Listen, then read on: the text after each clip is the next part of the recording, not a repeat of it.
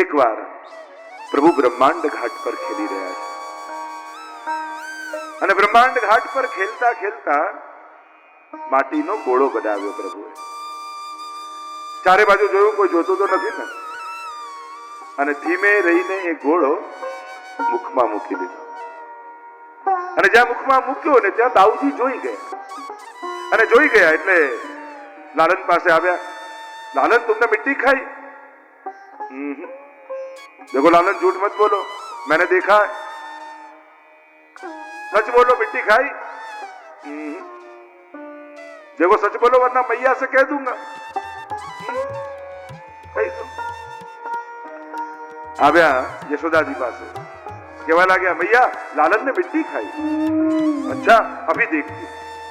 यशोदाजी આવ્યા, કહેવા લાગે लालन ते माटी खाधी? मैंने नहीं खाई. આ બધા જ ખોટું બોલી રહ્યા છે અને તને ભરોસો ન આવતો હોય તો મારું મુખ ખોલીને જોઈ લે. હવે અહીંયા ચિંતકો, વિચારકો, આચાર્યો બધા જ ચર્ચામાં પડી ગયા કે અસત્ય બોલે એ ઈશ્વર હોય? પ્રભુએ મોઢામાં માટી મૂકી છે, ખાધી છે, બધાએ જોયું છે, છતાંય પ્રભુ ખોટું કેમ બોલી રહ્યા? એમ કેમ કહી રહ્યા છે કે મેં નથી ખાધી? એટલે બધા જ ચિંતકો, આચાર્યો જુદા જુદા અર્થો બતાવે. એક અર્થ એમ કર્યો કે ઉપનિષદમાં ચિત્ર બતાવ્યું ને, દ્વા સુપર્ણા સયુજા સખાયો. એક ડાળ પર બે પક્ષી બેઠા છે, એક ખાટા મીઠા ફળ ખાય છે અને સુખ દુઃખનો અનુભવ કરે છે, અને બીજો પક્ષી દ્રષ્ટા ભાવે જોયા કરે છે. તો જે ખાટા મીઠા ફળ જામે હમ, જે પ્રકારે મને ભજે, તમારો જેવો ભાવ હોય. જબ કોઈ બા પોતાના 2 મહિનાના પોતરાને રમાડતા હોય ખોળામાં, અને પાડોશણ આવીને બેસે એટલે બા શું કે, આ તો 2 મહિનાનો, પણ આને તો વાતો કરનારું કોઈ જોઈએ. આખો દિવસ આને તો વાતો કરવી હોય. પેલી પાડોશણને એમ કે આ 2 મહિનાનું બાળકને વાતો કરે? કરતું હશે કોઈ દિવસ? જો બા બનીને ખોળામાં લો તો સમજાય, પાડોશન બનીને લો તો ન સમજમાં આવે. બામણા માટે તો વાતો કરે જ છે. એમ યશોદા અને વૈષ્ણવ બનીને લાલનને ગોદમાં લો તો સમજાય કે એને ભૂખ લાગે, નિંદ્રા આવે, એ હસે છે, રિસાય છે. પણ પાડોશન બનીને ગોદમાં લો તો એ ભાવ ન સમજાય. યશોદા બનીને ગોદમાં લઈ જુઓ તો બધા જ ભાવોનો અનુભવ થાય. જેનો ભાવ એવા પ્રભુ. તો પ્રભુ દ્રષ્ટા છે, એમ કહું, ભોગતા નથી. એક અર્થ બીજો એમ કર્યો કે જયારે પ્રભુએ માટી ખાધી ને યશોદાજી એ પૂછ્યું તે માટી ખાધી? તો પ્રભુએ કહ્યું નાહમ બક્ષિતવાન, મેં માટી નથી ખાધી. અને ઠાકોરજી કહી રહ્યા છે, મૈયા આ વ્રજ રજ છે, માટી નથી. આની મહત્તા તો રજથી છે, અને વ્રજમાં આટલી રજની મહત્તા છે. વ્રજની મહત્તા શેનાથી છે? તો કે એની રજથી. અને વ્રજમાં કઈ રજની મહત્તા છે? તો કે 3 રજ. એક ગોરજ, ગાયોના ખૂરની રજ. આપણે ત્યાં પરમ પવિત્ર મુહૂર્ત કયું કહેવાય? તો કે ગોધુલી બેલા. ગાયો જ્યારે ચરીને ગામમાં પાછી આવતી હોય અને એની ખુરરજથી આખા ગામમાં રજ ઉડતી હોય, એ સૌથી પવિત્ર સમય કહેવાય. એટલે પ્રાય તમે વલ્લભ કુળની કંકોત્રી જોશો ને લગ્નની, તો લગ્નનું મુહૂર્ત લખ્યું છે ગોધુલી બેલા. પરમ પવિત્ર સમય કહેવાય. એટલે ગાયોની ખુરરજ. બીજી રજ વ્રજમાં છે ઠાકોરજીના ચરણની રજ. નિત્ય પ્રભુ ખુલ્લા ચરણારવિંદથી વ્રજની ભૂમિને પાવન કરે છે. અને ત્રીજી રજની મહત્તા વ્રજમાં છે, એ છે ગોપીઓની ચરણ રજ. વંદે નંદ વજસ્ત્રીણામ પાદરેણુમ અભીષ્ટસઃ યાસામ હરિકથોદગીતમ પુનાતિ ભુવનત્રયમ. 3 લોકને પાવન કરી રહી છે એવી ગોપીઓની ચરણ રજને હું વંદન કરું છું. એવા ઉદ્ધવજી જેવા જ્ઞાની ગોપીઓના ચરણ રજની વંદના કરી રહ્યા.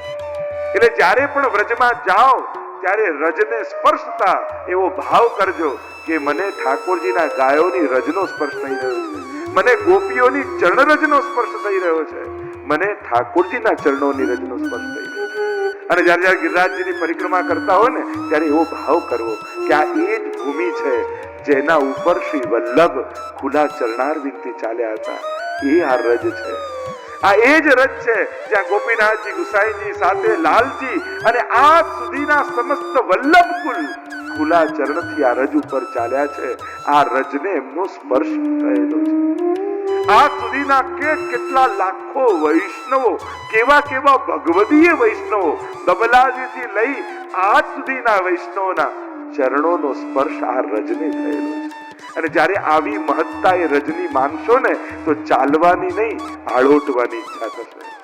અને આજ તો ભાવ આપણે ત્યાં દંડવતી પરિક્રમાનો છે કે દંડવતી આપણે કોઈ ઇન્દ્રની જેમ ક્ષમા માંગવા માટે દંડવત નથી કરતા, પણ આટલા મહાપુરુષો, પ્રભુ, વ્રજભક્તો, ગોપીજનો આ બધાએ આ રજનો સ્પર્શ કર્યો છે. અને એ રજ મારા રોમ રોમમાં સ્પર્શે એના માટે હું આળોટ છું. વ્રજ રજ में लोटत गोविंद कुंड में नहिए तरेटी श्री गोवर्धन की. આ રજ ત્રણ જગ્યાએ છે. વ્રજની શોભા જ રજથી છે. પ્રભુ વ્રજ આરોગી, રજને આરોગી, વ્રજ રજના મહત્વને સમજાવી રહ્યા છે. કારણ કે રજથી જ વ્રજ છે. અને એ રજ ક્યાં હોય તો કે વૃંદાવન. એ રજ ક્યાં હોય તો કે ગિરિરાજની તળેટીમાં. વ્રજ રજ में लोटत. અને એ રજ ક્યાં હોય તો કે યમુનાજીમાં. યમુનાજીમાં પણ જલથી શોભા નથી, જેમાં જલ કરતા પણ રજ અધિક છે. એવા શ્રી યમુનાજી શ્રી કૃષ્ણના ચરણારવિંદની રજ થકી શોભી. ચરણ પંકજ રેણુ શ્રી યમને જુદે. ઠાકોરજીના ચરણની રજ તમે યમુનાજીના પાન કરો ને, જો આ લોટી ઉત્સવમાં લોટીજી ખોલીએ અને યમુના પાન કરાવીએ. હું તો મારો વ્યક્તિગત ભાવ એવો છે કે કોઈને યમુનાજીના પાન કરાવવા એટલે એને પોતાના વાત્સલ્યનું પાન તમને કરાવે. એ જ ક્ષણે તમને જાણે ગોદ લઈ તમારી માં યમુનાજી બની જાય. અને ત્રીજું યમુના પાન કરો ત્યારે પહેલું રજ, બીજું પય અને ત્રીજું સ્મર શ્રમ જલાણુભી સકલ ગાત્ર જય સંગમ. જ્યારે પાન કરો ત્યારે રાસ કરીને આવેલા પ્રભુ, અને પ્રભુ તો રસો વૈસહ છે, આનંદ માત્ર કરપાદ મુખોદરાદી. આનંદ સિવાય એમનામાં બીજું કઈ છે જ નહીં. એટલે પ્રભુ કેવલ મનુષ્ય આકારે છે, સ્વરૂપ તો રસરૂપ છે, આનંદ રૂપ છે. અને રાસ કરતી સમયે શ્રમકણ પ્રભુના મસ્તક પર આવે. અને એ જ્યારે યમુનાજીમાં પ્રભુ સ્નાન કરવા પધારે ત્યારે પ્રભુ રૂપ જ શ્રમવાળી એ યમુનાજીમાં પધારે. અને જ્યારે તમે યમુનાજીના પાન કરો ત્યારે સાક્ષાત પ્રભુના પાન યમુનાજી તમને કરાવે. આ સ્મરશ્રમ જલાણું શું છે કે સાક્ષાત પ્રભુ જ્યારે રસ રૂપે પ્રભુના સ્વરૂપમાંથી પ્રગટ થાય, એ રસરૂપ પ્રભુ ઠાકોરજી યમુનાજીમાં પધારે. અને શ્રમરૂપ, શ્રમવારી રૂપ પ્રભુ જે રસરૂપ છે, એટલે યમુનાજીનું સ્વરૂપ શું? રાસ કરતી સમયે ઠાકોરજીના મસ્તક પર શ્રમ બિંદુ આવ્યા, એનો રેલો આગળ વધ્યો. ઠાકોરજીએ કાજળ લગાડ્યું હતું, એ નયનામૃતમાં ભળ્યો. એ રેલો આગળ વધ્યો. પ્રભુએ બીડું આરોગ્યું હતું, એ અંધનામૃતમાં ભળ્યો. એ રેલો આગળ વધ્યો અને પ્રભુના ચરણામૃત થઈને જે વયો એ જ શ્રી યમુનાજીનું સ્વરૂપ. એટલે કે પ્રભુના સર્વ અમૃતો જેમાં બિરાજે છે એ શ્રી યમુનાજી. એવા યમુનાજીનું પાન